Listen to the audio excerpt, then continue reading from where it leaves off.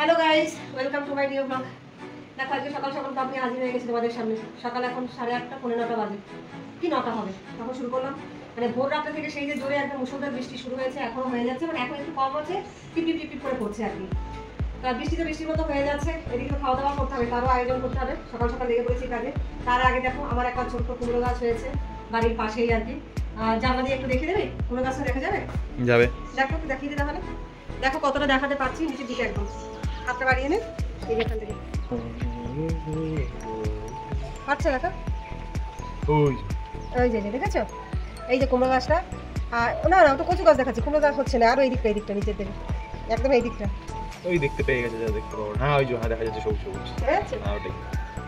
তাই দেখেছো বন্ধুরা কতটা দেখাতে পেরেছি জানি না জানালা দিয়ে। গাছটা এমনি হয়েছে, মানে জানালা দিয়ে কুমড়োর দানাগুলো ফেলেছি, ওখানে রাবিশ ফেলা ছিল, কোনোভাবে সেই রাবিশের ভিতরে ঢুকে গিয়ে বা কোথাও মাটি পেয়ে গেছে, জাস্ট গাছটা হয়েছে, বেশ লকলক করছে আগাগুলো। তা ভাবলাম কুমড়োর গাছ যখন হয়েছে একটু বাটা খাওয়া যাক। বাড়িতে চিংড়ি মাছ ছিল, দেখো এই যে কেটে নিয়েছি, কেটে ও ওটা নিচে থেকে না? হ্যাঁ একদম ন্যাচারাল জিনিস হবে। হ্যাঁ একদম। আর এটা কুমড়ো শাকটাকে আমি বাটা করবো, কুমড়ো পাতা দিয়ে চিংড়ি মাছ দিয়ে বাটা করবো। রেসিপিটা আমার দেওয়া থাকবে চ্যানেলে, দিয়ে দিন শর্টসে গিয়ে তোমরা দেখে নিও। মানে হয়তো আজকে দেবো না, দুদিন পরে দেবো, যেগুলো আগে করা হয়েছে সেগুলো আগে করবো।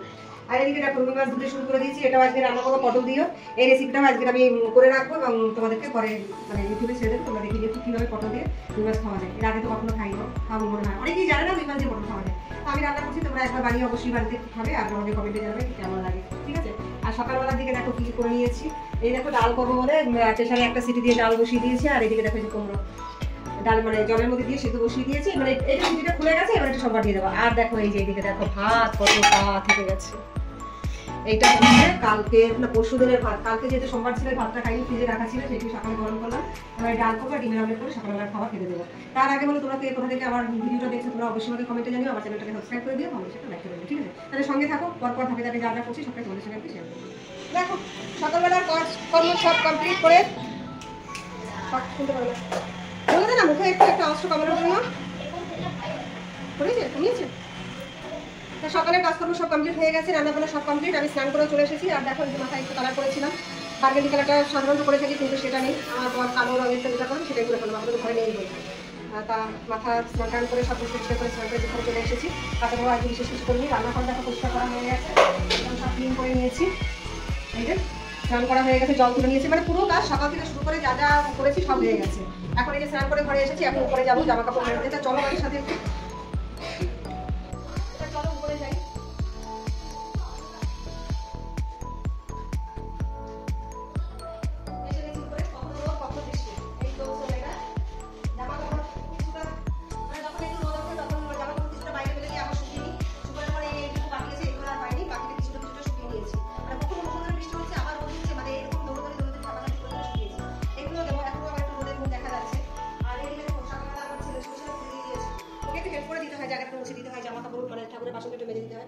সুন্দর করে পুজো দিতে পারে, আমার বেশ ভালো লাগে, তাই মাঝে মধ্যে বলে দিতে চাই না। ছোট মানুষ তো পারবো না করতেই থাকে, তুমি দাও তুমি না, ঠিক আছে? তা এই দেখো চুলটা বেঁধে রেখেছিলাম, এই হয়েছে। আমি জামা কাপড়গুলো মেলে নিয়ে আবার আসছি তোমাদের সঙ্গে।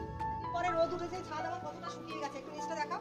এখনো ভেজা ভেজা আছে, অনেকটা ছাদ একেবারে শুকিয়ে গেছে। মানে অত বৃষ্টি হয়েছে, তার মধ্যে মানে রোদের এত তাপ, মানে অল্প কিছুক্ষণের মধ্যে 8 ঘন্টাও হয়নি, ছাদটা শুকিয়ে গেছে।